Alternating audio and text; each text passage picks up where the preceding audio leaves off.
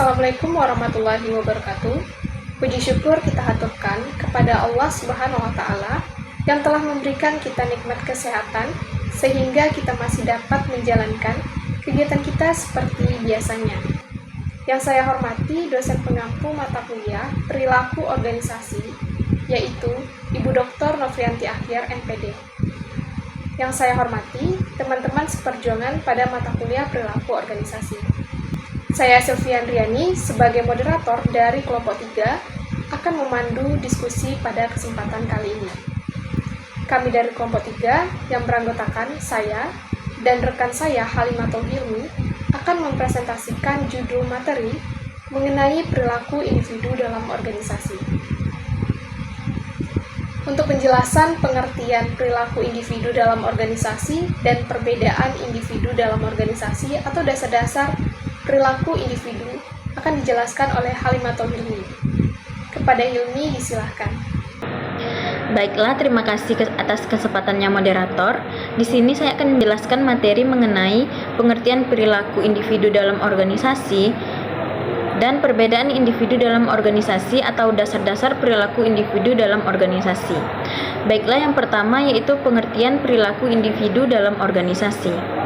Perilaku adalah serangkaian tindakan yang dilakukan oleh individu, organisme, sistem, atau entitas buatan dalam hubungannya dengan diri sendiri ataupun lingkungannya. Nah, jika dikaitkan dengan perilaku organisasi, maka perilaku individu adalah suatu sistem kajian tentang sifat organisasi seperti bagaimana organisasi bermula, tumbuh dan berkembang, serta bagaimana pengaruhnya terhadap anggota sebagai individu, kelompok pemilih, organisasi lain, dan lembaga yang lebih besar. Menurut Bandani 2013, secara umum dalam ilmu psikologi terdapat 3 teori kepribadian untuk memahami kepribadian seseorang, yaitu ada trait theory, yaitu teori sifat, psikodinamik teori, yaitu teori psikodinamik, dan humanistik teori, yaitu teori humanistik. Nah, teori sifat mengatakan bahwa kepribadian sebagai keunikan yang dimiliki seseorang dilihat dari sifat atau traits tertentu, seperti ketelitian dan ketidaktelitian, keramahan dan ketidakramahan, dan lain-lainnya. Nah, teori ini juga mengasumsikan bahwa semua orang itu memilikinya, tetapi derajat kepemilikannya itu berbeda-beda. Misalnya, seseorang lebih ramah dibandingkan orang lain. Selanjutnya itu teori psikodinamik yang dipelopori oleh Sigmund Freud dalam Bandani 2013 mengatakan bahwa setiap individu itu memiliki kepribadian yang berbeda. Hal ini disebabkan oleh setiap orang memiliki cara yang berbeda-beda dalam menghadapi rangsangan-rangsangan yang dihadapinya. Dalam teori ini bahwa dalam diri manusia itu ibarat ada pertempuran antara ID dan superego yang didominasi oleh ego. Nah, selanjutnya itu teori-teori humanistik yang menekankan pada setiap manusia memiliki kemampuan tumbuh dan beraktualisasi diri. Rogers dan Bandani 2013 meyakini bahwa dorongan atau rangsangan yang paling pokok dalam diri manusia adalah aktualisasi diri, yaitu upaya secara terus-menerus untuk merealisasikan potensi yang inheren pada diri individu menjadi terwujud. Nah, dari ketiga teori tersebut dapat disimpulkan bahwa semua orang itu mempunyai kepribadian. Tidak ada orang yang mempunyai kepribadian lebih banyak atau lebih besar dibandingkan orang lain. Yang ada adalah masing-masing mempunyai kepribadian yang berbeda-beda. Nah, jadi dapat disimpulkan perilaku individu itu merupakan suatu perilaku seseorang dalam melakukan sesuatu atau cara seseorang bertindak terhadap suatu kegiatan dengan menggunakan keterampilan atau otak mereka. Adanya keterampilan itu tidak terpisahkan dari latar belakang atau pengetahuan seseorang. Jadi, di dalam suatu organisasi itu perilaku individu mencerminkan setiap perilaku manajer terhadap bawahannya, di mana jika ia memperlakukan bawahannya dengan baik, maka suatu hubungan antara bawahan dan atasan terjalin dengan baik pula, sehingga jalinan kerjasama di dalam organisasi pun bisa berjalan dengan baik. Selanjutnya yaitu perbedaan individu dalam organisasi atau dasar-dasar perilaku individu dalam organisasi. Salah satu cara untuk memahami sifat manusia adalah dengan mengkaji ulang prinsip-prinsip dasar yang menyusunnya. Prinsip dasar yang dikemukakan oleh Toha 2012 adalah sebagai berikut. Yang pertama yaitu individu itu berperilaku berbeda karena kemampuannya tidak sama dalam belajar. Yaitu dengan kemampuan yang terbatas, setiap orang itu dalam melaksanakan tugasnya tidak akan sama pula. Misalnya, sama halnya dengan seorang pemimpin, ada seorang pemimpin yang bisa menyelesaikan masalah rumit hanya dalam beberapa saat, tetapi tidak demikian halnya dengan pemimpin lainnya untuk melakukan hal ini, yang membuat seseorang berperilaku berbeda. Selanjutnya itu yang kedua, manusia memiliki kebutuhan yang berbeda-beda. Nah, para ahli sepakat bahwa orang berperilaku karena didorong oleh sejumlah kebutuhan. Kebutuhan seseorang itu berbeda dengan kebutuhan orang lain. Seorang karyawan yang didorong untuk menerima upah tambahan agar bisa tinggal bersama keluarganya selama sebulan, perilakunya jelas akan berbeda dengan karyawan yang didorong oleh keinginan untuk mendapatkan posisi untuk mendapatkan nilai di kehidupan masyarakat. Selanjutnya yaitu yang ketiga, seseorang memahami lingkungannya dalam hal dan kebutuhan masa lalu. Memahami lingkungan adalah suatu proses aktif di mana seorang berusaha menjadikan lingkungannya bermakna baginya. Proses aktif itu melibatkan individu secara selektif mengenali berbagai aspek lingkungan, mengevaluasi apa yang dia lihat berdasarkan pengalaman masa lalu, dan mengevaluasi apa yang dia alami dalam kaitannya dengan kebutuhan dan nilai-nilainya. Yang keempat yaitu seseorang memiliki reaksi yang menyenangkan atau tidak menyenangkan. Yang kelima yaitu manusia harus dilihat secara utuh, bukan sepotong-sepotong, karena dapat menyesatkan sudut pandangnya. Kreativitas atau nalar tidak dapat dipisahkan dari kehidupan sosial, tidak dapat dipisahkan dari kehidupan emosional dan fisik dan sebagainya. Hal lain yang harus diperhatikan adalah bahwa seseorang itu menjadi anggota suatu organisasi sekaligus menjadi anggota organisasi lain, yaitu keluarga dan masyarakat, atau bahkan menjadi anggota dari profesi lain. Hal inilah yang meyakinkan kita bahwa memahami seorang sebagai pribadi yang utuh sangat diperlukan. Dengan pemahaman ini kita akan mendapatkan manfaat yang lebih baik dari kemampuan dan kreativitas manusia. Selanjutnya, perbedaan individu itu dalam organisasi mencakup variasi dalam hal kepribadian, nilai, sikap, persepsi, dan motivasi yang dibawa oleh setiap anggota ke dalam lingkungan kerja. Yang pertama itu kepribadian. Kepribadian itu misalnya mencakup ciri-ciri unik seperti keterbukaan, ketelitian, ekstroversi, kesesuaian, dan kestabilan emosi yang dapat mempengaruhi cara seseorang berinteraksi dengan rekan kerja dan menyelesaikan tugasnya.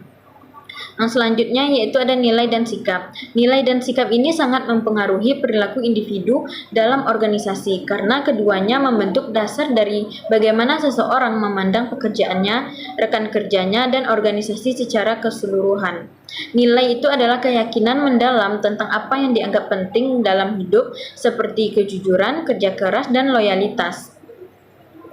Selanjutnya itu persepsi. Persepsi ini mempengaruhi perilaku individu dalam organisasi karena persepsi adalah proses di mana seseorang menafsirkan dan memahami informasi dari lingkungannya. Selanjutnya yaitu ada motivasi. Motivasi adalah kekuatan internal atau eksternal yang mendorong individu untuk bertindak dan berusaha. Ketika seseorang memiliki motivasi yang tinggi, mereka cenderung lebih proaktif, antusias, dan berkomitmen terhadap pekerjaan mereka. Misalnya, seorang karyawan yang termotivasi oleh peluang perkembangan karir akan lebih bersedia mengambil inisiatif, berusaha keras untuk mencapai target, dan mencari cara untuk meningkatkan keterampilan mereka. Sebaliknya, kurangnya motivasi dapat menyebabkan perilaku yang tidak produktif, seperti minimnya partisipasi, penurunan kualitas kerja, dan peningkatan ketidakhadiran. Baiklah, sekian materi yang dapat saya sampaikan. Saya kembalikan kepada moderator. Terima kasih kepada Hilmi. Materi selanjutnya mengenai kemampuan intelektual dan pengaruhnya terhadap perilaku dan latar belakang keluarga dan pengaruhnya terhadap perilaku akan saya jelaskan sendiri. Kemampuan intelektual dan pengaruhnya terhadap perilaku. Kemampuan intelektual adalah kemampuan yang dimiliki individu untuk berpikir, menganalisis, memecahkan masalah, dan mengambil keputusan secara efektif. Dalam konteks organisasi, kemampuan intelektual menentukan bagaimana seorang individu berperilaku dan berkontribusi terhadap keberhasilan organisasi. Kemampuan intelektual mencakup kecerdasan umum, kemampuan analitis, kreativitas, dan pemikiran kritis. Individu dengan kemampuan intelektual yang tinggi memiliki kapasitas yang lebih baik dalam memecahkan masalah. Menurut teori Howard Gardner, terdapat berbagai macam kecerdasan, seperti kecerdasan linguistik, logika matematika, interpersonal, dan intrapersonal. Semuanya dapat mempengaruhi perilaku dalam lingkungan organisasi. Kemampuan intelektual berpengaruh terhadap berbagai aspek perilaku, seperti pengambilan keputusan, yang mana individu dengan kemampuan intelektual tinggi cenderung lebih mampu membuat keputusan yang rasional. Mereka mampu menganalisis berbagai alternatif, mempertimbangkan dampaknya, dan memilih solusi terbaik. Nah, yang kedua, penyelesaian masalah. Individu yang memiliki kemampuan intelektual yang tinggi atau yang lebih baik dapat dengan cepat mengidentifikasi masalah dan menemukan solusi yang efektif. Lalu, yang ketiga, kerjasama tim. Kemampuan intelektual memainkan peran dalam kemampuan individu untuk bekerja dalam tim. Seseorang dengan kemampuan analitis yang baik cenderung memberikan kontribusi yang lebih substansial dalam diskusi kelompok yang dapat meningkatkan produktivitas tim secara keseluruhan. Yang keempat, kreativitas dan inovasi. Dalam lingkungan organisasi yang dinamis ini, kreativitas dan inovasi sangat dihargai. Kemampuan intelektual yang tinggi sering dikaitkan dengan kreativitas, yang memungkinkan individu menghasilkan ide-ide baru yang dapat memberikan keuntungan kompetitif bagi organisasi.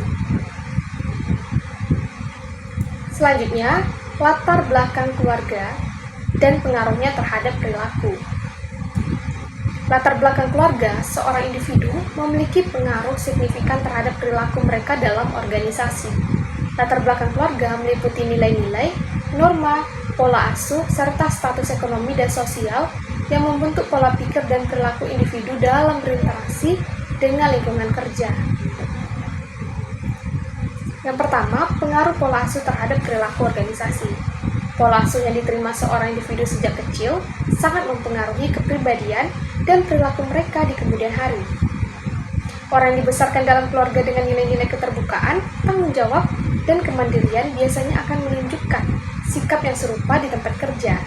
Sebaliknya, individu yang berasal dari keluarga dengan pola asuh yang otoriter atau penuh tekanan mungkin mengalami kesulitan dalam beradaptasi dengan lingkungan kerja yang membutuhkan kolaborasi dan fleksibilitas.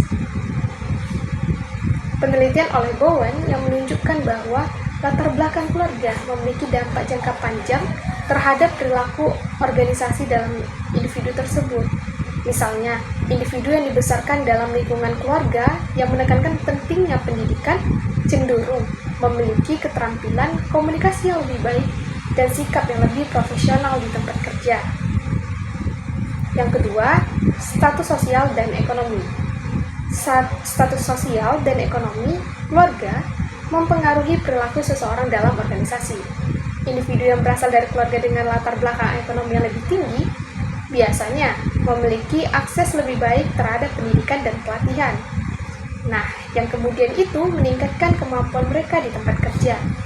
Sebaliknya, individu dari keluarga dengan latar belakang ekonomi yang lebih rendah mungkin menghadapi tantangan lebih besar dalam memperoleh pendidikan dan keterampilan yang dibutuhkan di dunia kerja. Yang ketiga, nilai-nilai dan norma yang diajarkan. Nilai-nilai yang diajarkan dalam keluarga seperti kerja keras, kejujuran, dan kerjasama memainkan peran penting dalam membentuk perilaku kerja seseorang. Individu yang berasal dari keluarga yang menekankan pentingnya tanggung jawab dan komitmen biasanya akan menunjukkan etos kerja yang kuat di lingkungan organisasi. Sebaliknya, individu yang tumbuh dalam keluarga dengan nilai-nilai yang lebih permisif mungkin menunjukkan perilaku yang kurang disiplin dalam organisasi. Penelitian yang dilakukan oleh Greenhouse dan Powell menemukan bahwa dukungan dari keluarga sangat berpengaruh terhadap kesejahteraan psikologis dan kinerja karyawan atau seseorang di tempat kerja. Dukungan ke keluarga yang positif dapat meningkatkan motivasi dan keterlibatan kerja, sedangkan konflik keluarga dapat berdampak negatif terhadap kinerja dan produktivitas. Baiklah, itulah penjelasan dari saya, dan demikianlah presentasi dari kelompok 3. Mohon maaf jika ada salah penyampaian. Kami akhiri. Wassalamualaikum warahmatullahi wabarakatuh.